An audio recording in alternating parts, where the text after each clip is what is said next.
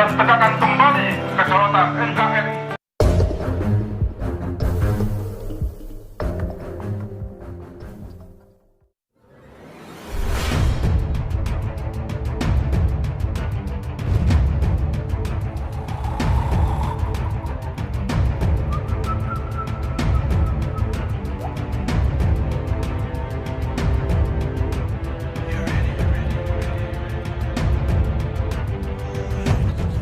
Jalan untuk menerbitkan landasan yurisdiksi alias payung hukum bagi Tentara Nasional Indonesia untuk terlibat langsung dalam mempertahankan negara dari serangan teror ternyata tidak semudah yang dibayangkan. Kekurangan terus hadir ketika para wakil rakyat sedang merumuskan landasan hukum terkait pelibatan langsung militer dalam penanggulangan aksi teror di tanah air. Isu hak asasi manusia menjadi senjata agar payung hukum untuk TNI tidak berkembang. Sebenarnya, jika berkaca pada sejarah, tak ada keraguan sedikitpun bagi bangsa Indonesia untuk melibatkan TNI dalam penanggulangan aksi teror. Sebab, sudah banyak sekali kasus-kasus terorisme yang dapat ditangani TNI dengan kesuksesan yang luar biasa.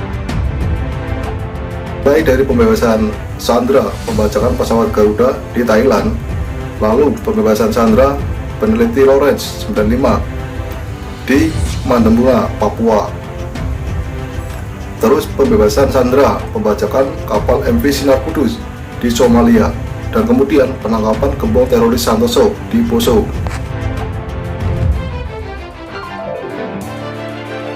Dan jika berkaca pada dunia, telah terbukti kekuatan militer menjadi pilihan utama bagi negara-negara di dunia untuk memberantas tindak terorisme. Bahkan, teroris nomor 1 di dunia, Osama bin Laden, juga bisa ditaklukkan berkat kerja pasukan khusus dari militer. Apalagi teroris zaman sekarang sudah tidak kayak dulu lagi. Mereka kini sudah berani menyerang dan mempersenjatakan alat militer. Lihat saja seperti yang terjadi di negara tetangga Filipina. Dalam beberapa tahun ini, Indonesia seperti menutup mata dengan adanya kekuatan besar penanggulangan aksi teror yang ada di dalam tubuh TNI. Selama ini, Indonesia lebih banyak memakai kekuatan paramiliter seperti Detasemen Khusus 88 Anti Teror Polri sebagai ujung tombak penanganan tindak kejahatan aksi teroris. FIFA militer pada edisi kali ini bukan mau membandingkan atau melemahkan kekuatan salah satu pihak, tetapi sangat nyata adanya bahwa TNI sudah sejak lama memiliki semua kebutuhan untuk menangani masalah aksi teror. Mulai dari satuan pasukan keahlian hingga alutsista, yang tak dimiliki TNI selama ini hanyalah yurisdiksi. Agar prajurit yang terlibat dalam operasi pemberantasan teror terlindungi secara hukum, jangan sampai setelah mereka berjuang bertaruh nyawa lalu tak dilindungi oleh negara. Di TNI itu sangat lengkap ketika matra baik angkatan darat, angkatan laut maupun angkatan udara semua memiliki pasukan khusus anti teror. Contohnya TNI Angkatan Darat, ada Komando Pasukan Khusus atau Kopassus, dan lebih mendetail lagi Korps Baret Merah. Ini memiliki satuan khusus anti teror yang namanya sudah mendunia, yakni Satuan 81 Kopassus atau dulunya lebih dikenal sebagai Sat 81 Tutor. Dan sudah sangat jelas, kelahiran satuan ini berawal dari keberhasilan TNI dalam melaksanakan operasi pembebasan pesawat Garuda DC-9 di Woyla.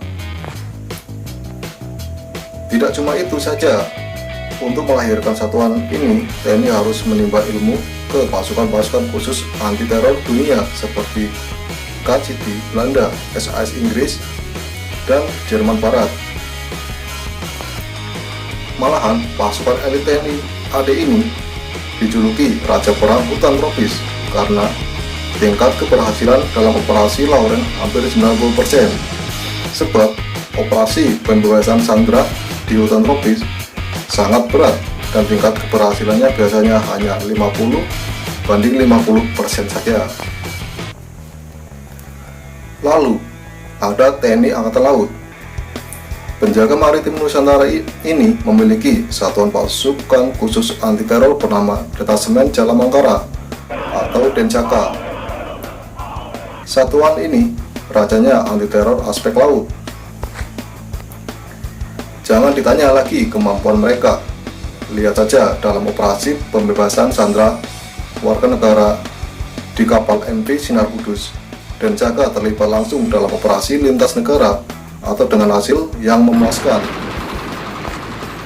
Belum lagi, Denjaka merupakan satuan yang mampu menangani tindak teror seperti sabotase objek vital laut semacam pelabuhan. Enggak cuma di laut, mereka juga bisa beroperasi di darat bahkan di udara. Nah, khusus di langit ada TNI Angkatan Udara. TNI Angkatan Udara memiliki satuan yang namanya Korps Pasukan Khas, yang di dalamnya ada beberapa satuan yang sangat ganas dalam masalah penanggulangan aksi teror, seperti Satuan Bravo 90 Paskas Anti Teror, serta Detasemen Matra 123 Paskas. Satuan-satuan ini tak cuma ahli dalam menangani teror yang mau menyerang di kota saja, tetapi teror datang dari langit maupun bisa mereka hadang, tapi juga mampu mematahkan upaya sabotase terhadap bandar udara dan lapangan terbang. Yang pasti, pasukan L dari 3 matra TNI bekerja sebagai siluman tak terlihat, senyap, cepat, tepat, dan sukses.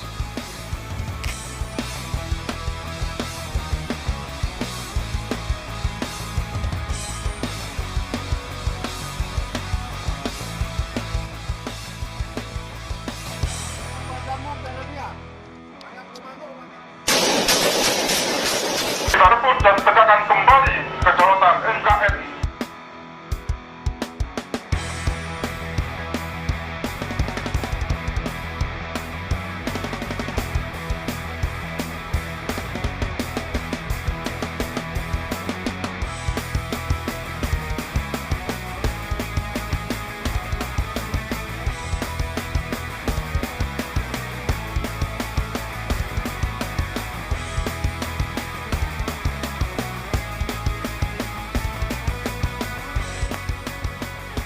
Terima kasih sudah menonton di video channel Paman Kepo.